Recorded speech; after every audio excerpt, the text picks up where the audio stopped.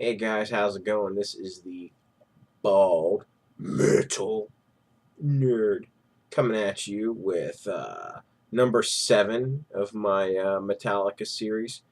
And in this video, I'm going to be talking about their 1997 release, Reload. Now, when Reload came out, the shock from Load was more or less wearing off.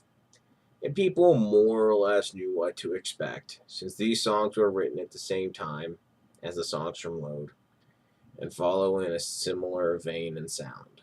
There was nowhere near the level of anticipation as there had been for Load. But there was curiosity to hear the songs, of course. Now, I got this album not long after it came out, but I honestly can't remember when, how, any of that stuff. There was hype surrounding this, but again, nowhere near the level that surrounded Load. Anyway, let's start talking about the songs. Uh, Track 1 is Fuel. It's a good rocking, but somewhat generic hard rock opener. They still like to play live, but it does have its catchy moments. Now, one funny thing about this song is one of the lyrics is "fuck 'em man, white knuckle tight," and very often, at least back then, uh, they would play that kind of unedited on the radio. Maybe they didn't realize, the way he says "fuck 'em," it's not like clearly audible, but it's definitely the f bomb there. And what else was interesting around, in the '90s too? White Zombies, Astro Creep 2000 came out, and More Human Than Human. You would sometimes hear motherfucker or whatever on the radio, and this was kind of crazy because now of course White Zombie like motherfucker, it's not clearly enunciated, but it wasn't edited either, which nowadays if you hear these songs on the radio, it's like it's edited straight up. I don't know how they got by with that back then. With I guess they did because this is before the whole Nipplegate thing happened in the Super Bowl. So maybe people weren't paying as close attention to this stuff and didn't report it to the FCC as much. I don't know.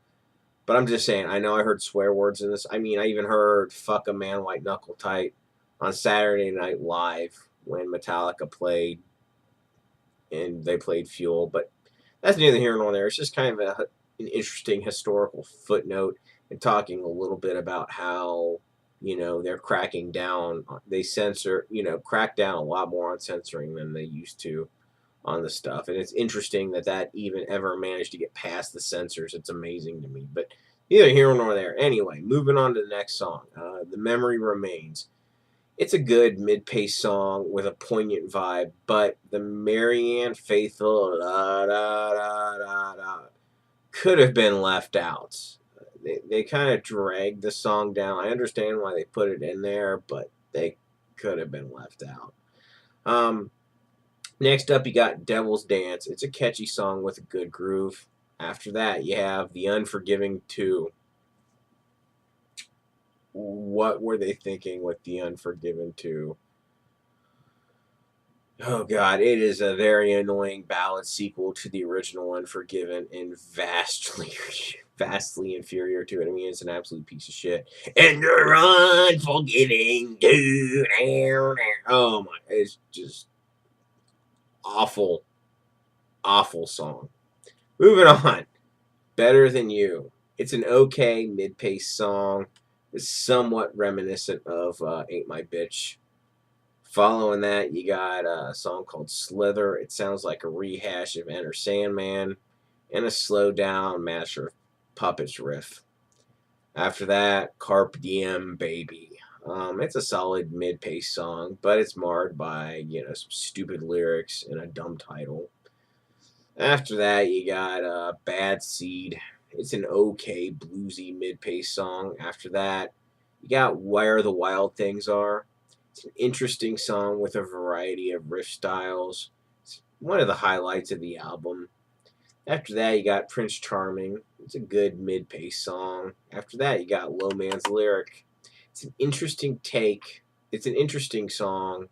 It almost sounds like an Irish ballad. It's pretty good. After that, you got Attitude. It's an okay rowdy rock song. And then following that, you got Fixer. It's a good epic closure. Not quite as good as the Outlaw Torn, but it's still pretty darn good. After overall, this is very this is the very definition of an average album. There are some good songs and a whole lot of okay songs and one really shitty song. It's not exactly shocking considering this album is just Load Part 2. Now, if they had just taken the best songs from the two Load era albums and made one good album instead of two okay-ish albums, maybe this era would be looked back more fondly by fans, but then again, maybe not. After all, the Load era is their least metal era, and also when James decided to try to sing for the first time, which really he isn't too good at. His trademark melodic growl from their classic era was awesome. But his attempts at melodic singing, honestly, he just go back to his old style. I know it's not going to happen, but one can dream. Maybe he can't. Maybe his voice is shot. I'm not sure. Now, not too long after I got this album, I actually gave it along with my copy of Load to the brother of the girl I was dating at the time. Which, of course, leads into, is this album must have? Definitely not. But if you can find it cheap, like a buck or two used, maybe it's worth getting. I only give it a 50 out of 100. The production is also basically identical to Load and does sound pretty good. Now, on their next release, Metallica do manage to redeem themselves somewhat, but ironically, they do it, using other people's songs. I, of course, am talking about Garage Inc.